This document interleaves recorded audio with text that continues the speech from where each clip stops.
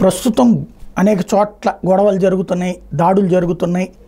ఇట్లాంటి సందర్భంలో జగన్ వెళ్ళి బెంగళూరులో కూర్చోవడం ఏంటి? ఇది ఒక పాయింట్. అదే సందర్భంలో లోకల్ వాళ్ళు ఎవరు పట్టించుకోవట్లేదు అనేది ఒక పాయింట్.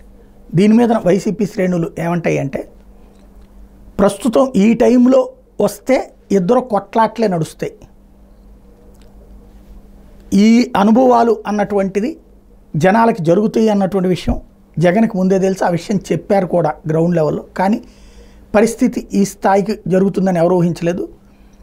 ఎవరికి వాళ్ళు కాడు వదిలేసేసిన తర్వాత ఈ దారుణ పరాజయం ఎదురైంది.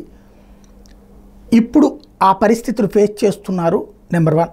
రెండవది, జగన్ ఉద్దేశం ఏంటంటే డిసెంబర్ దాకా ఈ యాక్టివిటీస్లో ఎప్పటికప్పుడు లోకల్ నాయకులు ఖండిస్తూ ఉంటారు, సాక్షిలో వార్తలు వస్తూ ఉంటుంటాయి. అంటే జరుగుతున్న తీరు చూస్తుంటే కనబడుతున్నట్టు. డిసెంబర్ తర్వాత యాత్ర పేరుతో వాళ్ళందరి ఇళ్ళ దగ్గరికి వెళ్ళటం అది చేస్తారు. Number 1 aspect. నెంబర్ 2 వచ్చేటప్పటికి ఈలోపు రోజు పత్రికల్లో వార్తలు వస్తూనే ఉంటాయి. జగన్ ప్రభుత్వం అది తప్పు చేసింది, ఇది తప్పు చేసింది, దానికి సాక్షి కౌంటర్ వేస్తూ ఉంటుంది.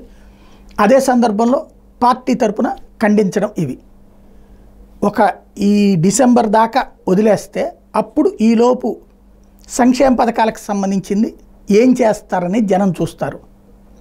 జగన్ తన అధికారంలోకి రాగానే చకచక అవన్నీ చేసుకుంటూ వచ్చారు కాబట్టి పెన్షన్కి సంబంధించి పెంపా, లేకపోతే కనుక ఇప్పుడు చంద్రబాబు కూడా పెన్షన్ పెంచేస్తున్నారు. మిగతావి అమ్మ ఒడి లేకపోతే ఇట్లాంటివన్నీ ఉన్నాయి కదా, అవన్నీ చేసుకుంటూ వచ్చారు కాబట్టి అవి ఇక్కడ కూడా చేస్తారా లేదా అన్నదాన్ని రేపు జనం చూస్తారు అన్నటువంటిది తన నమ్మకం. అందుకోసం ఈలోపుగా కార్యకర్తలు కనుక వెళ్తే రెచ్చిపోవడం అన్నటువంటిది రెండు పక్షాల నుంచి నడిస్తే ఇప్పుడు కేసుల్లో ఇరుక్కుపోతే కార్యకర్తలు వాళ్ళందరినీ కాపాడుకురావడం కష్టం అన్నటువంటి ఉద్దేశంతో జగన్ ఈ నిర్ణయం తీసుకున్నారు ఒకవైపు. రెండో వైపు జగన్ ఎప్పుడూ కూడా ఓ సిస్టమేటిక్గా ఉండడు, పార్టీని క్యాడర్ని పట్టించుకోడు, అందువల్లనే పార్టీ క్యాడర్ అంతా కాడు వదిలేశాను మరొక వైపు. ఈ రెండిట్లో ఏది కరెక్ట్ అన్నది పక్కన పెడితే డిసెంబర్ దాకా అయితే వేచి చూసే ధోరణి జగన్మోహన్ రెడ్డి.